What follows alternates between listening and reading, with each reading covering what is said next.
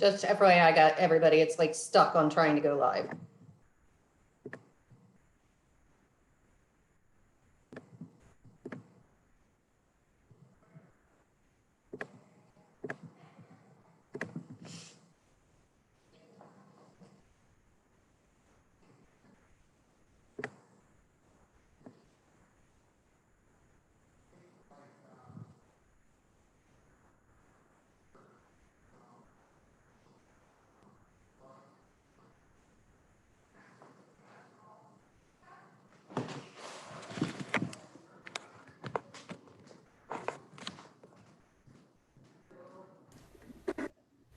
We are live, Amanda.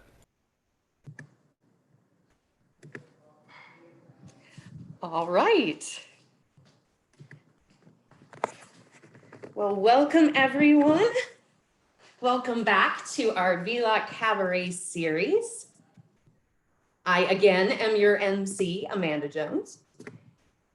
And I will be your host for our second cabaret, which is our Out of Sorts cabaret. So in this cabaret, we ask people to pick things that were like characters who were just feeling not themselves or, you know, in need of remedies or potions or things of that nature. And we have a lovely mix of both dialogue and poems and singing. So I hope you are ready to enjoy. Before we get started, I did want to mention that for our next cabarets, we are having to move to Thursdays, same time, 7 o'clock. So our next cabaret will be on August 20th.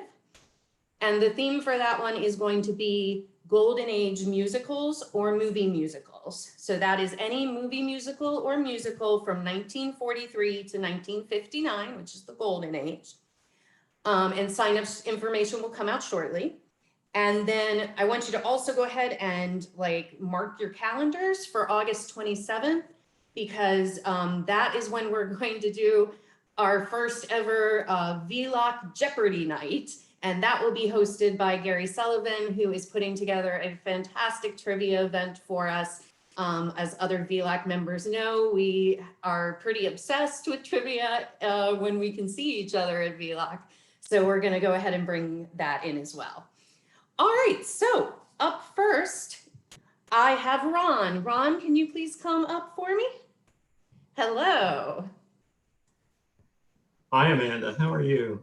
I'm great. So tell me, Ron, a little bit about your connection with Gilbert and Sullivan and operetta in general. Well, I sort of came into the VLOC thing through a side door. I had long had an interest and a passion in music, but also in history. And I got involved with a Victorian group in Northern Virginia, and through, I'm not going to go into great detail about it, but I got involved in portraying John Philip Sousa in a variety of places. And I found out in 2009 that VLOC had done a John Philip Sousa operetta and was planning to do more. And in fact, one in September as a concert, September of 2009, El Capitan. And so I wrote to Joe Sorgen, asked if he would be interested in having me participate in some way, shape, or form. And I come back every other year to do that with the John Philip Sousa productions. And then I finally retired from a career in federal historic preservation in 2018.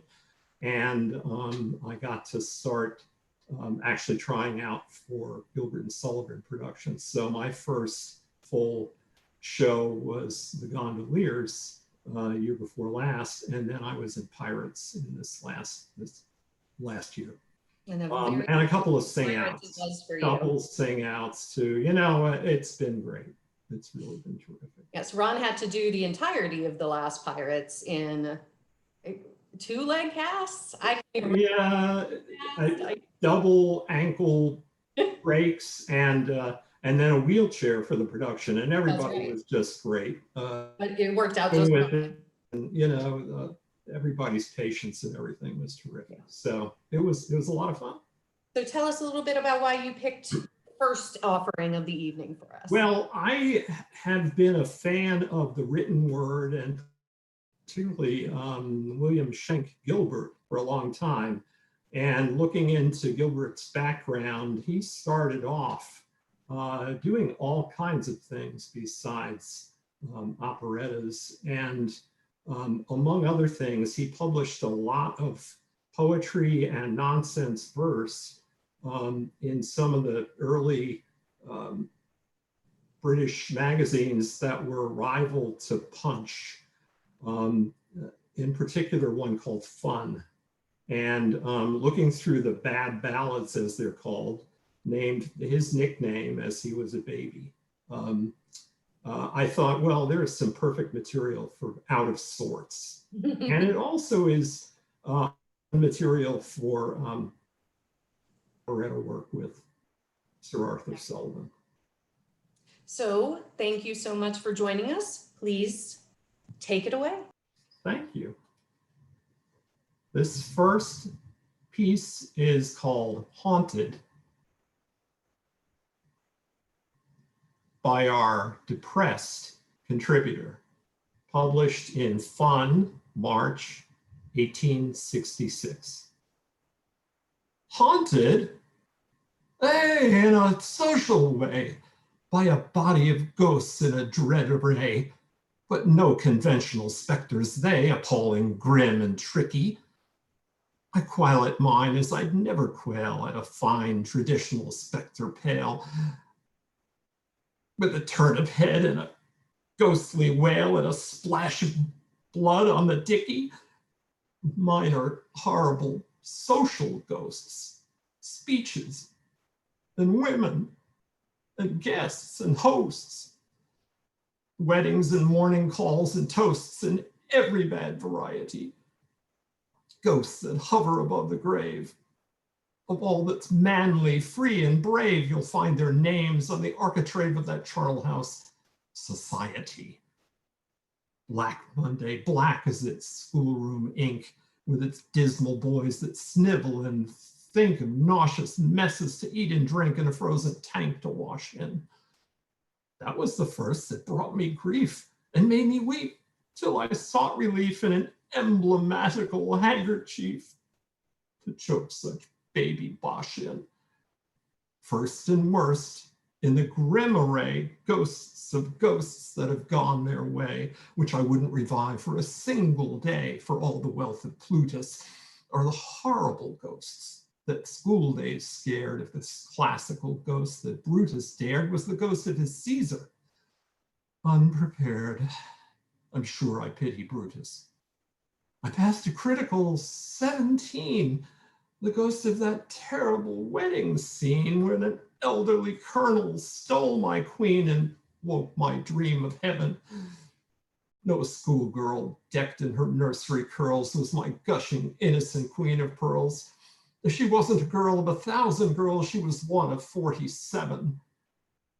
I see the ghost of my first cigar, of the thence arising family jar of my maiden brief. I was at the bar when I called the judge, your worship. Of reckless days and reckless nights, with wrenched off knockers, extinguished lights, unholy songs, and tipsy fights which I strove in vain to hush up. Ghosts of fraudulent joint stock banks, ghosts of copy declined with thanks, of novels returned in endless ranks and thousands more. I suffer. The only line to fitly grace my humble tomb when I've run my race is, reader, this is the resting place of an unsuccessful duffer. I've fought them all, these ghosts of mine, but the weapons I've used are sighs and brine. And now that I'm nearly 49, old age is my only bogey. For my hair is thinning away at the crown, and the silver fights with the worn out brown, and a general verdict sets me down as an irreclaimable fogey. Finis. Well, thank you so much, Ron. That was wonderful. I had not heard that before, so very happy to hear it. And Ron will be back with us for another offer later on this evening, so we will see you later. All right, next up, we have Sarah. Sarah? Hey, Sarah. Hello. So, this is Sarah's second appearance on for the VLOC Cabaret. So she told me a lot about her history last time, so I won't make her go through all that again. But why don't you tell us why you picked the song you picked?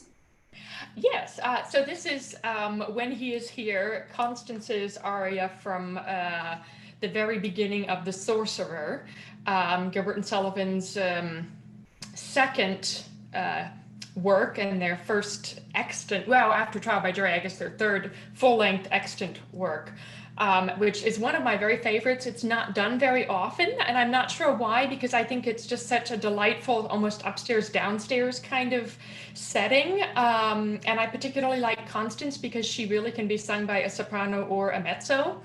And gets two great songs. So someday I would love to do The Sorcerer, and so I'm happy to have a chance to sing a little bit of her very, oh me, down in the dumps, unhappy love song, which I thought was in fitting with today's theme.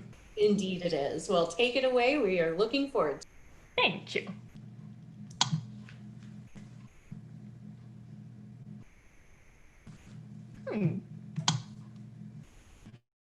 There we go.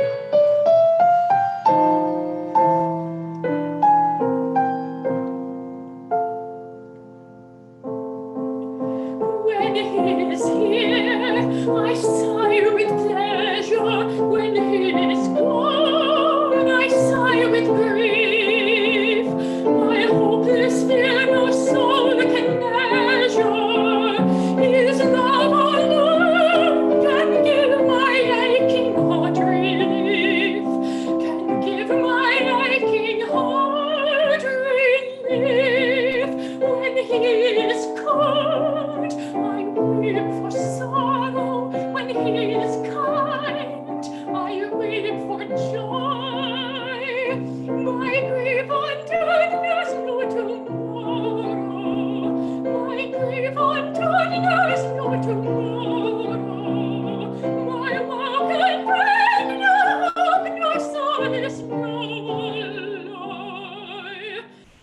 No hope.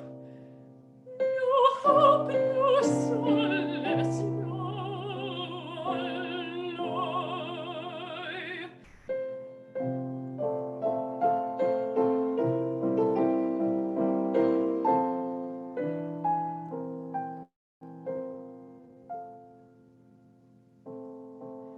When I rejoice, he shows no pleasure. When I am sad, it grieves him not. My solemn voice has tones I treasure. My heart made glad, this solace my unhappy lot. This solace my unhappy lot.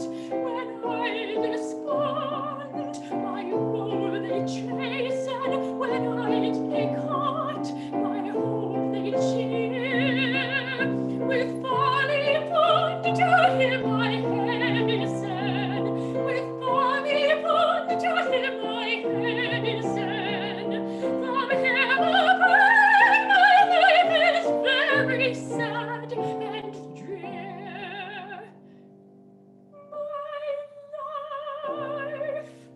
My life is very sad and drear.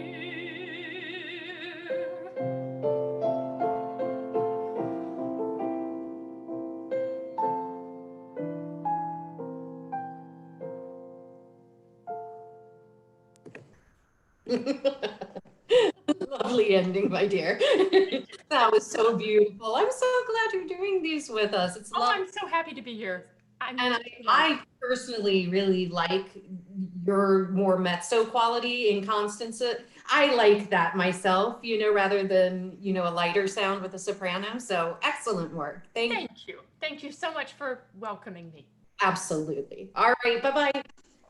All right. So up next, I have actually a little block of entertainment coming up. So if I could have Blair, Rowan, Debbie. All right. So hello, everyone. Hello. So you might have guessed already that we're doing a little yeoman block, but you know, the costuming is quite lovely, I must admit. So Rowan and Debbie, why don't you give us a little bit about what you like about yeoman, why you picked the song you did? It was all her. It's all me. No. Well, when you announced the theme last time, Yeoman's already one of my favorite of the GNS operas. I've been in it a couple of times. I've directed it a couple of times. And Phoebe's opening song with the spinning wheel is just such a wonderful little standalone. It's so different from anything else. And it's a beautiful little song. And you get to know the character right away. And I always loved singing Phoebe, and I never got a chance to perform it. So I thought I could do it now. But rather like last time, Rowan stole my song. No, I don't heard that. No, honestly, they sing it better than I do, and I play the piano, I guess, better than they do. Yeah. So that's fine. But then Blair wanted to do the scene that came between this song and Wilfred's song, and I've directed Blair several times now, I guess, but we've never had a chance to perform together. So this is. Oh no, I beg to disagree with you. And you may not remember that about 15 or more years ago, we actually did a scene during a Forgotten Opera Company concert. Oh my goodness! From Street Scene, where I played Frank right before Frank's another one of those songs that I get to sing about being mean and dastardly. And Abe, you played Abe Kaplan in that, a very radical, Jewish grocer or something like that. I should explain, I was directing the evening and I filled in a couple of places, and I had totally forgotten about that one. So, yep. Yeah. So now at least I get to do a more normal scene. Well, absolutely, totally normal, everyday characters. Yes. And Blair, tell us a little bit about yourself, since this is your first time here at our cabaret. Thank you, Amanda. I've been singing in Gilbert and Sullivan since high school. In fact, I somehow found a high school that did Gilbert and Sullivan operettas every year, and they heard I could sing and they couldn't find enough for a cast because they were doing an unusual one called Princess Ida. So my first Gilbert and Sullivan operetta was Princess Ida, which is kind of weird. I think we'd all agree. Then college had a Gilbert and Sullivan Society, and I just went to town on that. As I got into a career, I didn't have a lot of time for this, but when my daughter went to middle school, they were doing GNS at the middle school. And so I volunteered as a parent, volunteering, but I got roped in through that into both Washington Savoyards, eventually into VLOC, and VLOC's been my home for our last 23 years, and have just absolutely loved everybody in it and singing with everybody. And doing this song, Wilfred, as many of you know, this song is frequently omitted, and that's because the original performer who Gilbert had written it for decided not to do the show, not to do Yeoman when it first opened. So Gilbert decided he wouldn't give it to the other Wilfred, didn't think the other Wilfred was worthy of it, and cut it. It never got performed, but it was in the score. And so many of us have wanted to bring it back because it is such a wonderful song. And in fact, I'm very happy that the last time I got to do this, I was directed by Kate, who will be singing later, and got to sing it all about Amanda, because she was my Phoebe. Heart. All right. Well, I'm looking so forward to this. As you all know, Phoebe is my favorite character ever in GNS. So I will go away and I will let you block for us. Thank you. Take it away. Thank you. All right.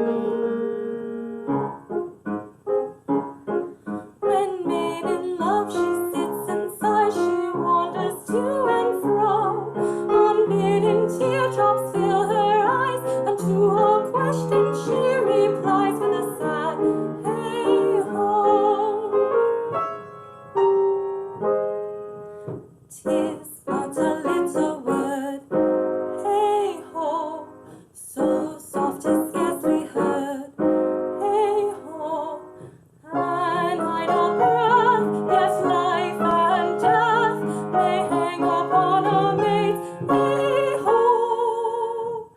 An idle breath, yet life and death may hang upon a maid's hey-ho.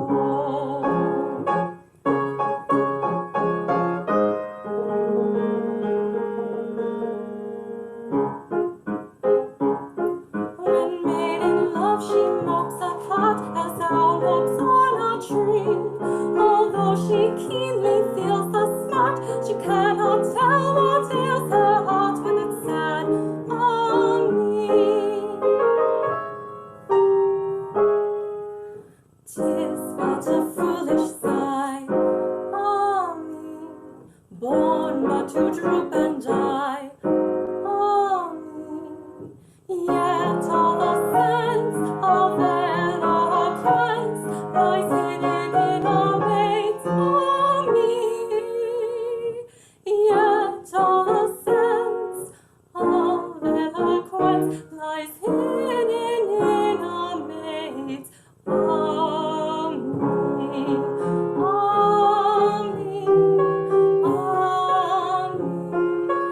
yet all the sense of eloquence lies hidden in a maid's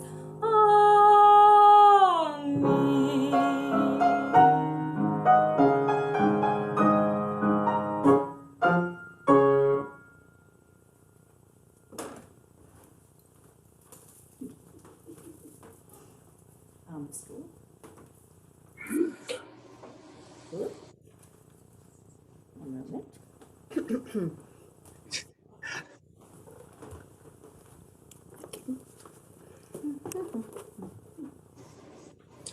Mistress Merrill. Oh, it's you, is it? You may go away if you like, because I don't want you, you know. Haven't you anything to say to me? Oh, yes.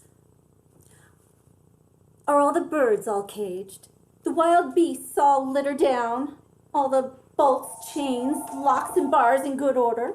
Is the little ease sufficiently uncomfortable? The racks, pincers, and thumb screws all ready for work? Brute. These allusions to my professional duties are in doubtful taste. I didn't become an head jailer because I like head jailing. I didn't become an assistant tormentor because I like assistant tormenting. We can't all be sorcerers, you know. You brought that upon yourself. Colonel Fairfax is not a sorcerer. He's a man of science and an alchemist. Well, whatever he is, he won't be one for long, for he's to be beheaded today for dealings with the devil. His master nearly had him last night when fire broke out in the Beecham Tower. Oh, how I wish he had escaped in the confusion. But take care. There is still time for a reply to his petition for mercy. I'm content to chance that. This evening at 7:30. Oh, you're a cruel monster to speak so unfeelingly of the death of a young and handsome soldier. Young and handsome? How do you know he's young and handsome? Because I've seen him every day taking his exercise on the Beecham Tower. Oh, curse him. Well, there, I do believe you're jealous of him now. Jealous of a man I've never spoken to. Jealous of a poor soul who's to die in an hour. I am. I'm jealous of everybody and everything. I'm jealous of the very words I speak to you because they reach your ears and I mustn't go near them. Jealous? How unjust you are. Jealous of the words you speak to me. Why, you know as well as I do, I don't even like them. You used to like them? I used to pretend to like them. It was mere politeness to relative strangers. I don't believe you know what jealousy is I don't believe you know how it eats into a man's art and disorders his digestion and turns his interior into boiling lead. Oh, you are an artless jade to trifle with the delicate organization of the human interior. And I should know, because I'm a doctor.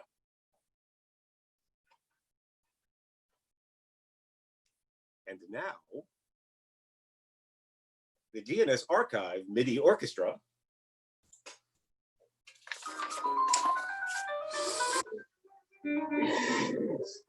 When jealous torments rack my soul, my agonies I can't control. Oh, better sit on red or coal than love a artless guide.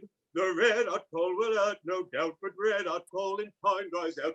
Jealousy you cannot rout, its fires will never fade.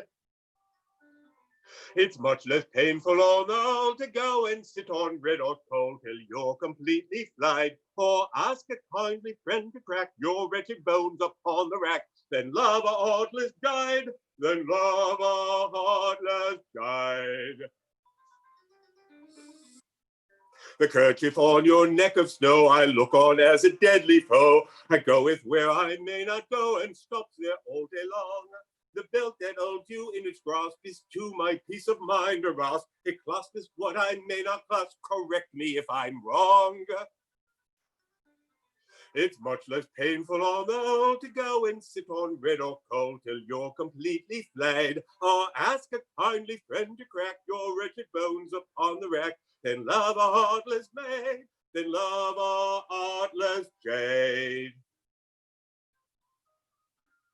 The bird that breakfasts on your lip, I wish I had him in my grip. He suppeth where I may not sip, I can't get over that. The cat you fondle, soft and sly, he lieth where I dare not lie.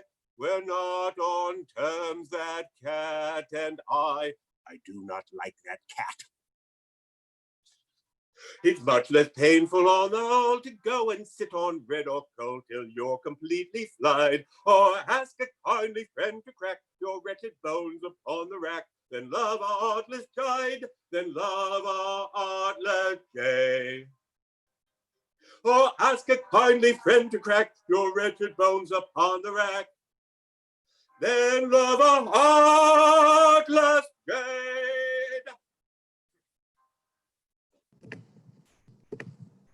Thank you, Blair. That was wonderful. Now, I was trying to remember because we didn't use the song at that point, did we, in the last? No, We did not. And I know this because I have it missing from my score. I must have taken it out and gotten rid of it when I heard you were doing it. And I regret that because now I don't know where it is. So we, when VLOC did the production back, that Debness Goda directed back many years ago, we had it in this place. But when Kate considered this, and she's on here somewhere, she might want to speak to this. We decided it fit better elsewhere, and we put it in the second act when Wilfred makes his first appearance in the second act before his dialogue and duet with Jack Point. So it made it worthwhile. And I remember you doing something with the yeoman or something like that to make me jealous and sing the song. Second act. Right, now I remember. All right, well, Rowan, Debbie, Blair, lovely. I love Yeoman. Thank you guys so much for coming and doing this with us. We'll see you next time. Okay. All right, so we are moving along to Denise. Hey, everybody. Denise, you are also on the first time, for your first time at the Cabaret. So we would like to know a little bit about you, please, and your song. Sure. Well, I started with VLOC in 1996 as a costumer and then drafted onto stage as a grisette in The Merry Widow, and have been involved with everything VLOC has done, almost every show since, all the sing-outs and everything else, and it's been a great joy. For my song today, I am stepping away from Gilbert and Sullivan and into Jerry Herman, a musical from 1974 called Mac and Mabel, about Mac Sennett and Mabel Normand, one of his biggest stars. And it's a song called Time Heals Everything, where Mabel has been in love with Mac for years and he has absolutely no interest in having a long-term relationship. And I have a cat, excuse me. Oh, Wait, Blair doesn't like cats. No. I like one, but not in front of me when I'm trying to sing and standing on my music. So here we go. All right, take it away.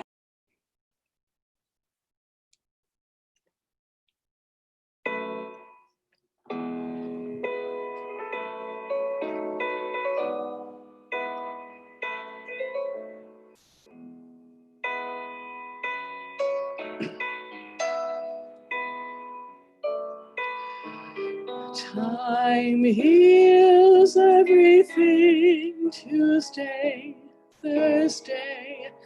Time heals everything. April, August. If I'm patient, the break will mend. And one fine morning, the hurt will end. So make the moments fly, autumn, winter. I'll forget you by next year, some year. Though it's hell that I'm going through, some Tuesday, Thursday, April, August, autumn, winter, next year, some year. Time heals everything. Time heals everything but loving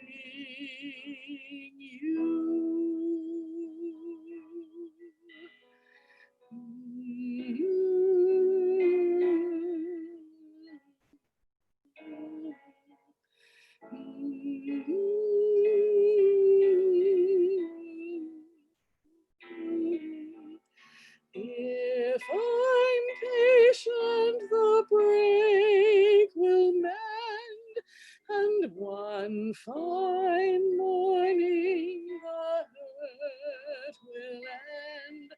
So make the moments fly, autumn, winter. I'll forget you by next year, some year. Though it's hell that I'm going through, some Tuesday, Thursday, April, August, autumn, winter, next year, some year. Time heals everything. Time heals everything. But loving you.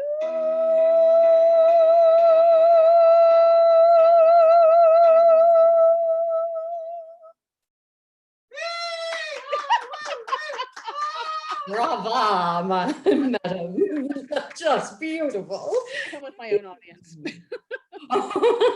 Was that the cats? No, that was Joe. And That was beautiful. Gosh, I haven't heard that song in so long. I know I haven't either. When you came up with this topic, my head went right there, and it's just so gorgeous. Well, I completely enjoyed it. Thank you so much for joining us. We hope you'll come again soon. Absolutely. All right.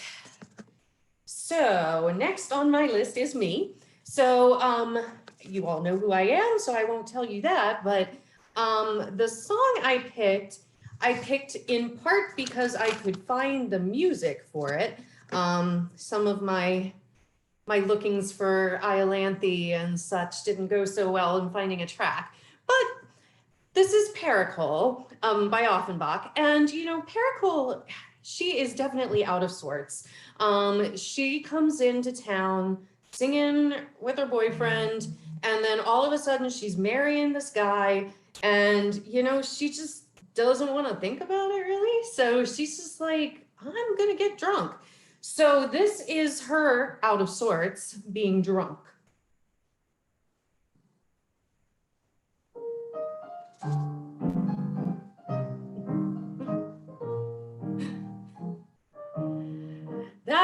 glass of wine, its charm remains. It warmed my heart with magic glow. New life divine is in my veins, and yet I blush if they but know. I'm feeling gay, I'm feeling gay, I'm feeling gay today. No one must know I'm feeling so gay today. Shh.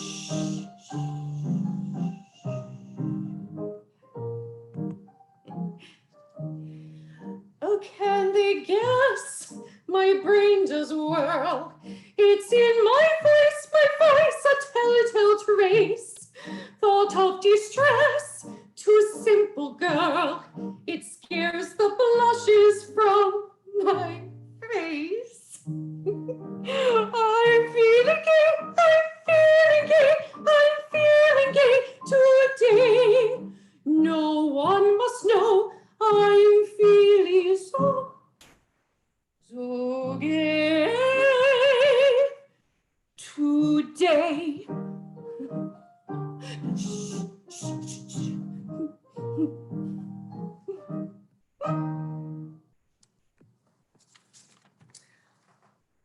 All right, and next on our list, we have Bob. Bob, please join us. Amanda, that was wonderful. Oh, thank you very much. It was wonderful, yeah. So, Bob, tell us what you are doing for us tonight. Yeah, absolutely. I was here on the last Cabaret, and this time I'm going to be doing. I mean, this also immediately popped into my head when we were saying Out of Sorts. It's from one of my favorites, an unpopular opinion, The Grand Duke, and I'll be singing. When You Find You're a Broken Down Critter, which Blair actually played the role of Rudolph in our last production of The Grand Duke at the Sing Out. So, yeah, that's it. Excellent. It was the first time I had ever heard that production sung through fully, so I'm glad to keep learning more about it. All right, take it away. Thank you. I'm going to start with a little dialogue bit first. Okay, just get everything ready. All right. Oh, Caroline! Caroline! Oh, this is perfectly frightful! What's to be done? I don't know. I ought to keep cool and think. But you can't think when your veins are full of hot soda water and your brain's fizzing like a firework, and all of your faculties are jumbled in a perfect whirlpool of tumblification. And I'm going to be ill. I know I am. I've been living too low. I'm going to be very ill indeed.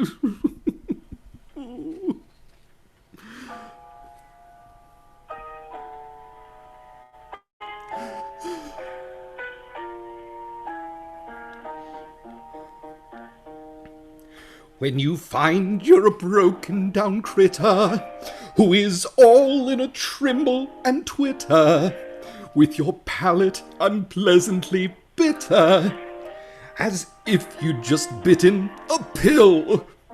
When your legs are as thin as dividers, and you're plagued with unruly insiders, and your spine is all creepy with spiders, and you're highly gamboge in the gill.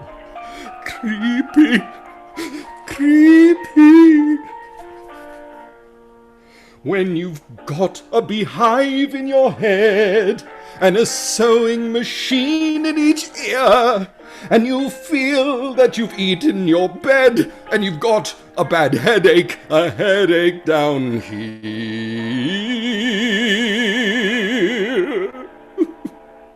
When such facts are about, and those symptoms you find in your body or crown, it's a shady lookout. You may make up your mind that you'd better lie down. Go at once and lie down.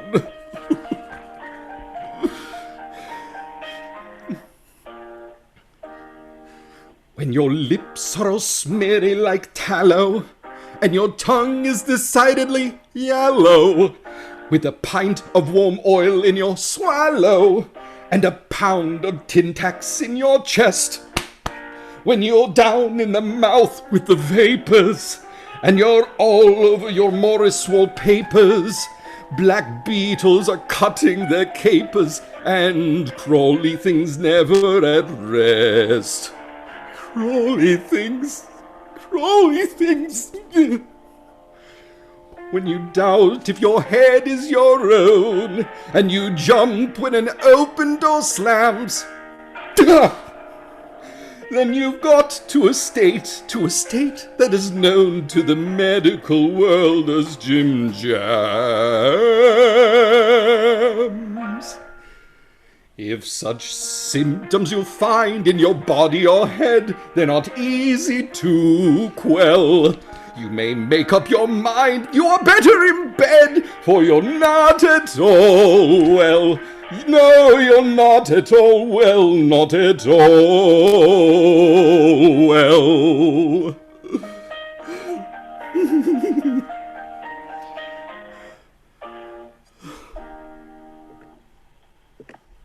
Bravo. Wonderful job. Thank you. All right, next up we have two people I have never heard of in my life. Tim and Jeff Minx, are you there? Oh yeah, you're like my parents. Hello. Hi, darling. Hello. All right, so guys, why don't you give us a little bit of how you both learned about Gilbert and Sullivan and started performing, and I would always like to hear the story of how you met. So. Okay, well, I guess I started off by doing Mikado first, and that was freshman year. That was 71 at William and Mary. Mhm. And then you did. I did. She did. Mom's got props, I have so. props. My mother's a costume designer, just FYI. All right, can you see this? Iolanthe, yes, I see it, yes. All right, Iolanthe. And that was my first Gilbert and Sullivan, and I was Iolanthe, and that was in my junior year at William and Mary Yeah. in 1973, And then in 74, when your father came back from Scotland. then we did Gondoliers. Mhm. And we played Marco Marco and and Gianetta. Gianetta. So that's how we met. And we did the show, and then we had a date. And then One day, then we proposed. and then we got married. And And then we did, let's see, we did Redagore with Dad as Richard. Richard. Right, And I was in the chorus. And then we did, I did you did, Sorcerer. right? And then Dad and I did Trial by Jury. Mhm. And then many, many years later, we did Mikado, which which you is might the one I remember. Yeah. remember, Right. with Dad as Nanky Poo and me as Yum Yum. Yeah. I do wish to apologize to my darling daughter, who was the best Mad Margaret ever to trot a stage. And I beg her apologies for my version tonight, but Mother, I That's love what you. you It get. will be wonderful. Okay. All right, guys. So this is obviously Margaret and Despard doing Despard. Band in Person. Take it away. Okay. Here we go.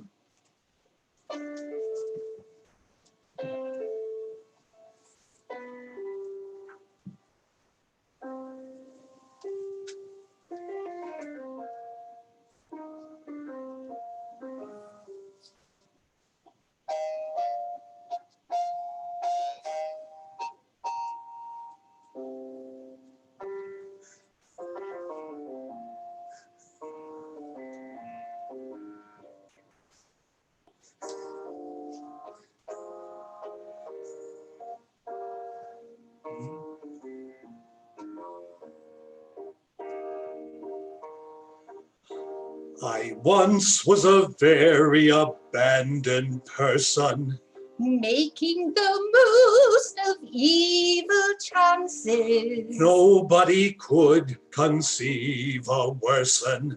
Even in all the old romances. I blush for my wild extravagances.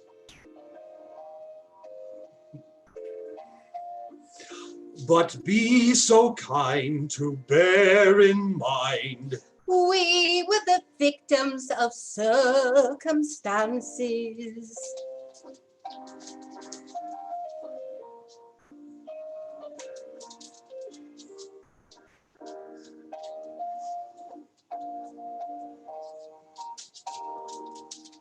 That was one of our blameless dances. I was once an exceedingly odd young lady. suffering much from spleen and vapors. Clergymen thought my conduct shady. Could have spent more upon linen drapers. It certainly entertained the gapers.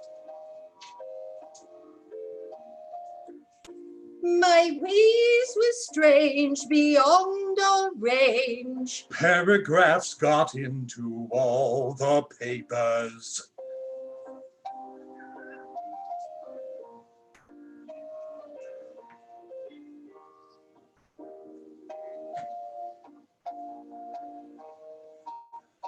We only cut respectable capers. I've given up all my wild proceedings. My taste for a wandering life is waning. Now I'm a dab at penny readings. They are not remarkably entertaining. A moderate livelihood we're gaining.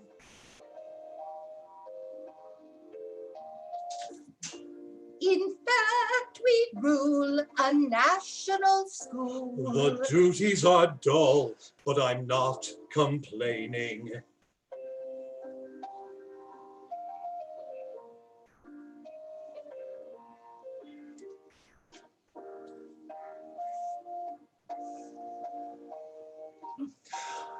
This sort of thing takes a deal of training. Well, we have been married a week, One happy, happy week and our new life is delightful indeed. so calm. So unimpassioned.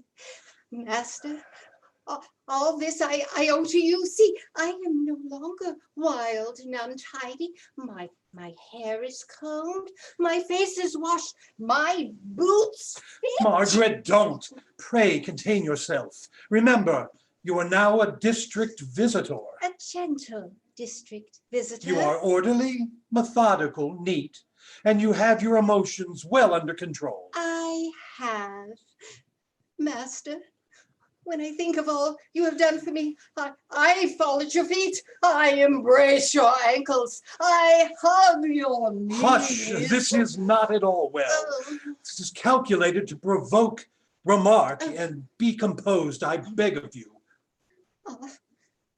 You are angry with poor little Mad Margaret? No, not angry, but a district visitor should learn to eschew melodrama. Visit the poor by all means and give them tea and barley water, but don't do it as if you were administering a bowl of deadly nightshade. It upsets them. And then when you nurse sick people and find them not as to be expected, why go into hysterics? Why not? Well, because it's too jumpy for a sick room. How strange. Oh, Master, how shall I express the all-absorbing gratitude that yes, I know, dear. It shan't occur again. Shall I tell you one of poor Mad Margaret's odd thoughts? Well then, when I am lying awake at night, and the pale moonlight streams through the latticed casement, strange fancies crowd upon my poor mad brain.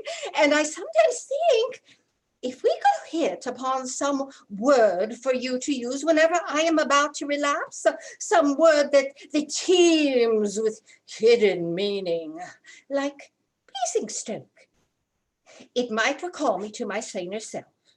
For after all, I am only Mad Margaret, Daft Mag, poor Meg. Poor child, she wanders. But soft, someone comes. Margaret, pray recollect yourself. Basingstoke, I beg. Margaret, if you don't Basingstoke at once, I shall be extremely angry. Basingstoke it is. Then make it so. That was so great, you guys. Thank you so much for that. And the dialogue, one of my favorite dialogue scenes ever. It was just wonderful, and we hope you will come and play with us again. Thank you, you guys. Bye, Mom and Dad. Bye, sweetie. darling. All right, so up next we have Ron again with us. All right, so Ron, tell us what your second offering of the evening is about. Well, this little bad ballad is called A Bad Night of It.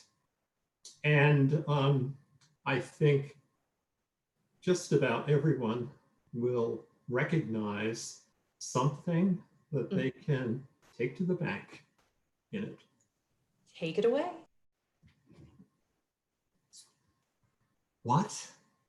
About to leave town? Yes, we've got to go down to the Thompsons at Weybridge in Surrey for a week at the least, and the wind's in the east, and I'm ill and I'm wheezy, and Weybridge is breezy and awfully slow, and I don't want to go, but my wife did it all in a hurry. But Thompson is rich, and a bachelor which is important to me, for his brother, you see, married Polly's mamma. He may swear at his star, for her ma is a dame whom I Pudgy call. So Jack Thompson's her aunt, no, her uncle. I can't in such weather as this, when you sing you hiss like an engine, be genealogical. And I'm thinking with dread of that awful spare bed, for you can't sleep a wink, but you lie and you think when you're stopping in rooms that are new to you, and to ask you to go to a place you don't know and lay down your poor head in an unexplored bed when the weather is hot and unpleasant is not what a good sort of fellow would do to you.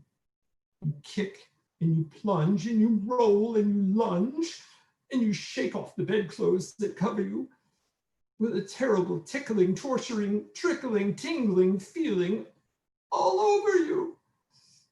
You curse and you swear at the garment you wear, and you do all you can to get colder. And then, sick of despairing and cursing and swearing the sleeves you are wearing, you roll away up to the shoulder. Then the moon, which you know half an hour ago seemed the veriest ghost of a crescent, is blazing away, turning night into day, and quite round and extremely unpleasant. So you make up your mind just to draw down the blind as a step that may lead to your snoring, and you jump out of bed and you damage your head and you hollow with dread as you find that you tread on a terrible tack in the flooring. And you look at the clock and you see with a shock that the night has all gone on to dawn, and you're ready to weep, for you've not had a sleep all the while, and it now will be soon light.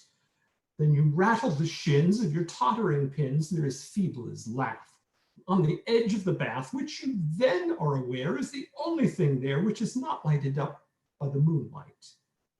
Once again, into bed, but this time with your head where your feet ought to rest, and your quick throbbing chest all exposed to such air as there may be. But that move no sleep charms, and you fling out your arms till a faint little shriek, shrill enough, though it's weak, from a fat little dot in the neighboring cot proclaims you've assaulted the baby. which awakens your spouse, and you then count 5,000 to send you to sleep, but a vigil you keep for a half-hour's rout, for she ups and lets out in a way that would frighten a gorgon.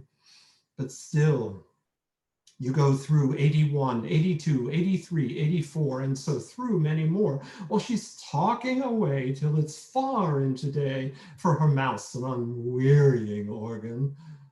So now, you will know why I don't want to go to the Thompsons at Weybridge in Surrey, for old Thompson's a beast, and the wind's in the east, and I'm ill, and I'm wheezy, and Weybridge is breezy and awfully slow, and I don't want to go, but my wife did it all in a hurry.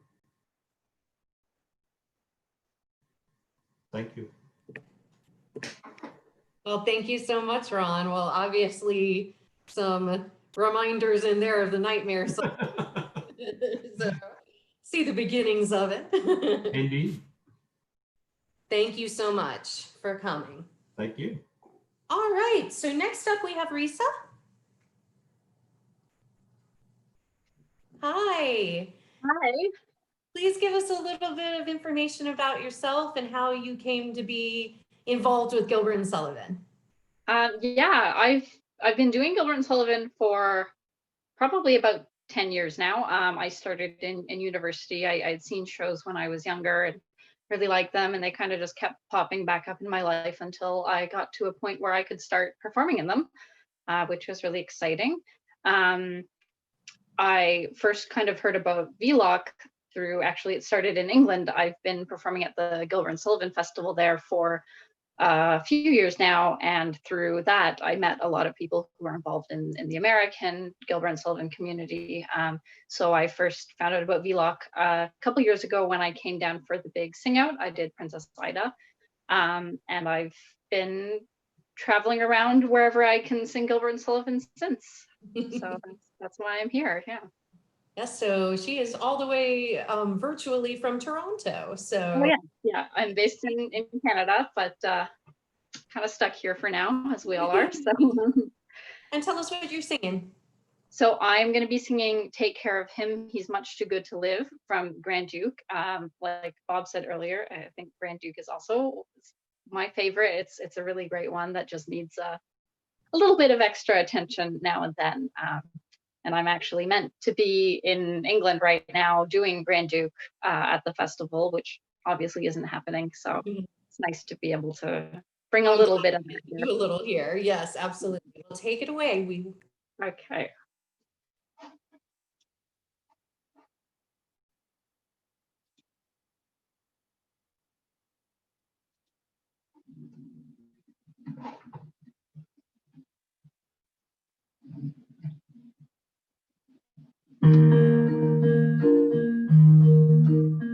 Take care of him, he's much too good to live. With him you must be very gentle. Poor fellow, he's so highly sensitive and also sentimental. Be sure you never let him sit up late in chilly open air conversing.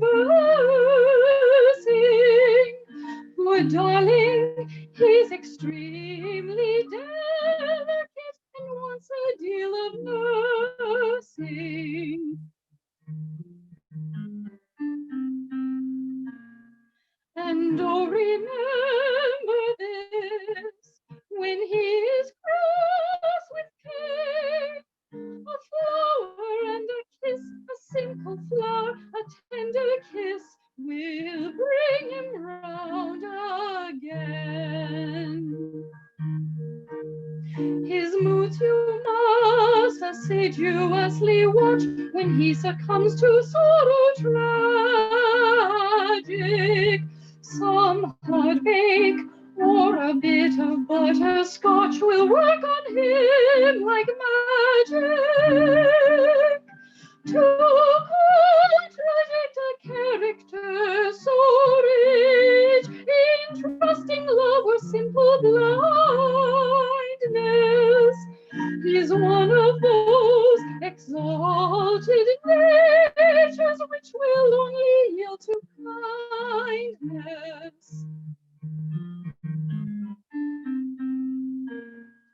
And oh, the bygone days, and oh, the present day, that flower and that kiss, that simple flower, that tender kiss, I ne'er shall give again.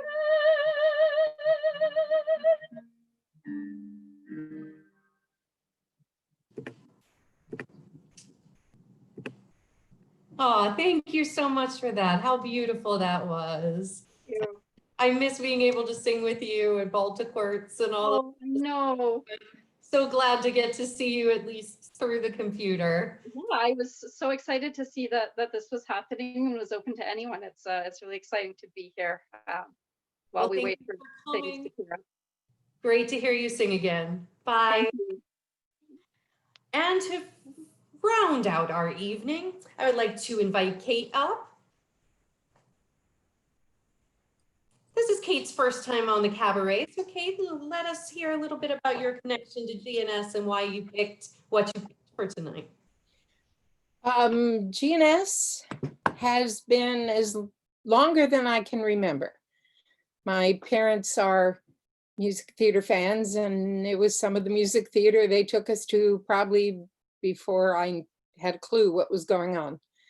I made my debut playing second violin in the orchestra for the Gondoliers when I was 13. And then my stage debut was The Bridesmaid in Yellow in Redagore. And just kept on keeping on, conducting, directing, singing, all of the things. My first show with VLOC was a double bill of Trial by Jury and The Sorcerer, which was an interesting project because we could only get one tenor for 2 shows. So we interleaved them, and his name was, what are their names? Edwin Alexis Poindexter. And that's how we tied it together. So, I see. And it worked. It was fun. It was good. The particular number I'm doing today is a poem by Ogden Nash. It's called The Common Cold. And it seems appropriate these days. Indeed. Indeed. Take it away. The Common Cold by Ogden Nash. Oh.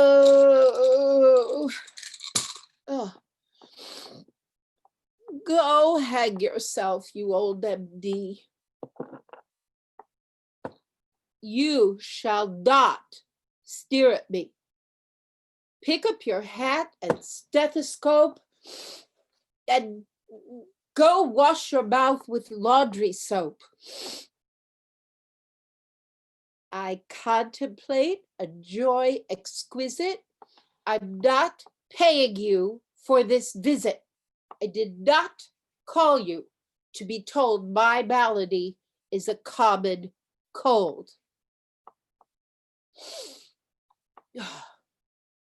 By pounding brow and swollen lip, my fever's hot and scaly grip, by these 2 red, redundant eyes that weep like woeful April skies. Oh, by racking snuffle, snort, and sniff. By handkerchief after handkerchief. This cold you wave away as not is the damnedest cold man ever caught.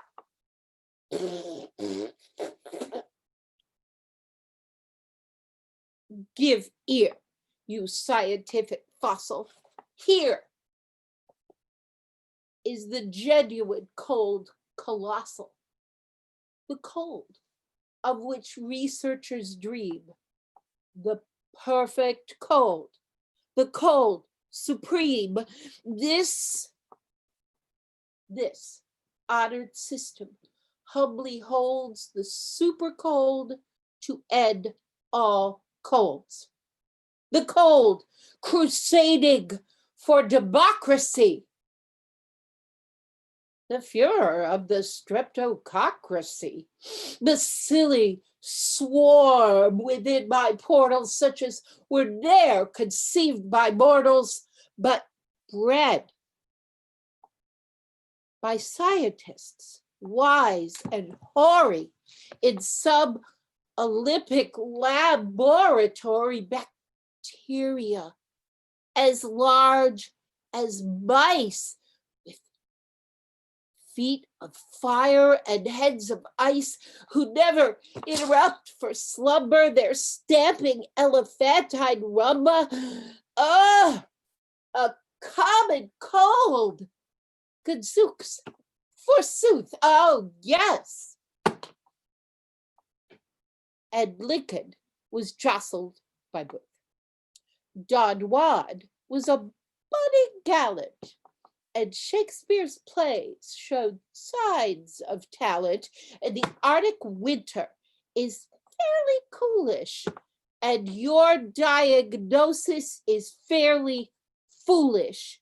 Oh, what derision history holds for the man who belittled the cold of colds. And oh.